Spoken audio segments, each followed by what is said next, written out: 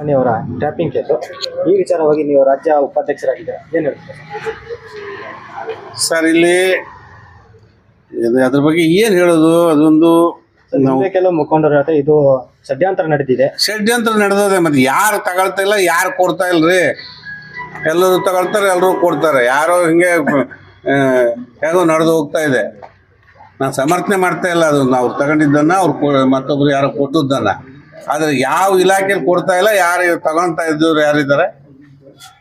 ಅದಕ್ಕೊಂದು ರೀತಿ ಮಿತಿ ರಾಜಕಾರಣದಲ್ಲಿ ಇದೆ. ನಾವು ಆ ರೀತಿಲಿ ನಡ್ಕೊ ಬಂದವರೆ. ಹೇಗೋ ರಾಜಕೀಯದಾಗ ಒಂದು ಸ್ವಲ್ಪ ದುಡ್ಡು ಬರ್ತದೆ, ಹಾಗೆ ರಾಜಕೀಯ ಮಾಡ್ತಿರ್ತೇವೆ. ಆದರೆ ಎಲ್ಲದ್ರಿಗೂ ಲಾವ್ ಅಂತೇಳಿ ಮಾರಿ ಜಾತ್ರೆಗೂ ಬರಬೇಕು, ಮಾರಿ ಜಾತ್ರೆ ಸಮಿತಿಲೂ ಬರಬೇಕು, ದೇವ್ರ ದುಡ್ಡಾಗೂ ಬರಬೇಕು, ಏನು ತಹಶೀಲ್ದಾರು ಕೊಡಬೇಕು, SAF ಕೊಡಬೇಕು, ಡಾಕ್ಟ್ರು ಕೊಡಬೇಕು, ಇಂಜಿನಿಯರು ಕೊಡಬೇಕು, ಎಜುಕೇಷನ್ ಡಿಪಾರ್ಟ್ಮೆಂಟ್ ಮೇಸ್ಟ್ರು ಲಂಚ ಕೊಡಬೇಕು ಅನ್ನೋ ಕಾಲದಲ್ಲಿ ಪೊಲೀಸರ ಕೈಲೂ ದುಡ್ಡು ಇಸ್ಕೊಳ್ಳೋ ಕಾಲ ಬಂದಿದೆ.